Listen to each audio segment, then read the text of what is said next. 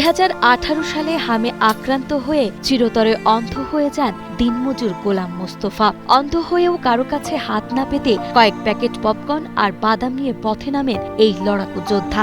প্রতিদিন যে 1-150 টাকা আয় করেন তা দিয়ে চালান সংসার। তবে অধিকাংশ দিন বেচাকেনা ভালো না হওয়ায় 7 মাসের ছোট্ট মেয়েকে নিয়ে অনাহারে অর্ধাহারে দিন কাটে মোস্তফার। 3 ভাই বোন একসাথে হামুটছিল। হামোটার পরে আপনার 2 বোন ভালো হয়ে গেল। এত দিনের দিন আপনার শারীরিক সমস্যা, চোখের সমস্যা, এরপরে এই ডাক্তার তুই ওই ডাক্তার করতে করতে নানান সমস্যা, তা আমাদের পক্ষে সম্ভব হলো না।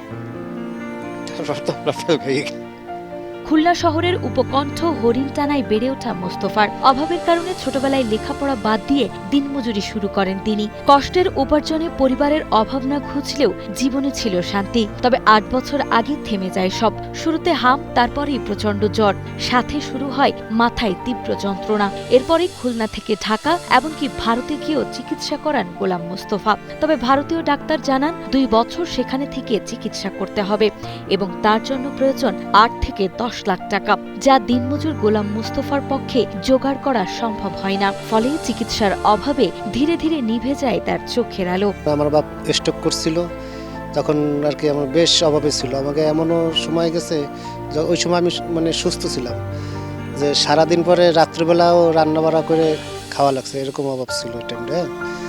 তা আমিও ওই টাইমটা অভাব সহ্য না করতে পারে বাপের, আমিও ওই সময় আর কি কাজে লাগা শুরু করে দিয়েছি। তা খাওয়া দাওয়া করে ঘুমালাম, ভালো মানুষ, কিন্তু সকালবেলা হঠাৎ করে জ্বর হলো, প্রচণ্ড পরিমাণ জ্বর, মাথা জ্বালা, বমি। জ্বর আর বমি সারে গেল 10-12 দিন পর। মাথা জ্বালা আর কিছুদিন থাকলো। মাথা জ্বালা কিছুদিন পর সারে যাওয়ার পরে চোখে অশান্তি শুরু হলো। ইন্ডিয়াতে গেলাম 5 বার। ইন্ডিয়া থেকে বললো আপনার চোখের যা কন্ডিশন, একটাই রাস্তা আছে, চোখ পরিবর্তন। তাও এখানে 2 বছর থাইকে চিকিৎসা করাইতে হবে, কিন্তু আমার টাকা ছিল না, যার কারণে আমার ট্রিটমেন্টটা চলিনি। এরপর থেকেই গত 7 বছর ধরে খুলনা বিশ্ববিদ্যালয় ক্যাম্পাসে পপকর্ন ও বাদাম বিক্রি করেন অন্ধ গোলাম মোস্তফা। প্রতিদিন 200 টাকার পুঁজি দিয়ে 3 থেকে 350 টাকার পণ্য বিক্রি করেন তিনি।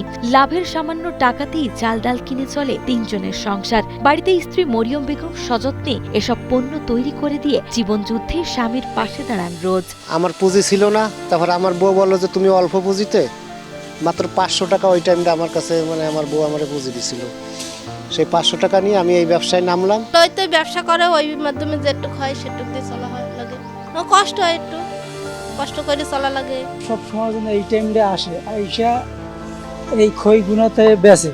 দৃষ্টি প্রতিবন্ধী হয়েও অন্যের বোঝা হননি মোস্তফা। কারো কাছে হাত না পেতে আত্মমর্যাদা নিয়ে লড়ে যাচ্ছেন জীবন সংগ্রামে। স্বপ্ন দেখেন সৃষ্টিকর্তার রহমতে তার একদিন একটি দোকান হবে, যেখানে বসে তিনি ব্যবসা করতে পারবেন নিশ্চিন্তে। স্বজন ও প্রতিবেশীদের প্রত্যাশা, সমাজের বিত্তবানরা একটু সহযোগিতার হাত বাড়িয়ে দিলে পরিবার নিয়ে হয়তো আরেকটু ভালো জীবন পেতেন অদম্য এই মানুষটি।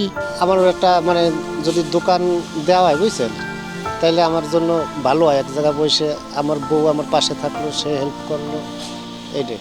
ইনি তো দীর্ঘদিন যাবৎ আমাদের ইউনিভার্সিটিতে এই ব্যবসা করেন আর কি, এবং সামান্য পুঁজিতেই ইনি এই ব্যবসাটা করেন। আমাদের জেলা প্রশাসক স্যার আছেন, আমাদের মন্ত্রী মহোদয় বা এমপি মহোদয়, ওনারা যারা আছেন, ওনারাও যদি সহযোগিতা করেন তার বিষয়টা মানবিক দৃষ্টিকোণ থেকে দেখে, তাহলে আমি আশা করি যে ওনার জীবনযাপন, তার ব্যবসাটা আরও প্রসারিত করতে পারবে এবং তারপর তার জীবনযাপনটা আরও ভবিষ্যতে ভালোভাবে চলতে পারবে।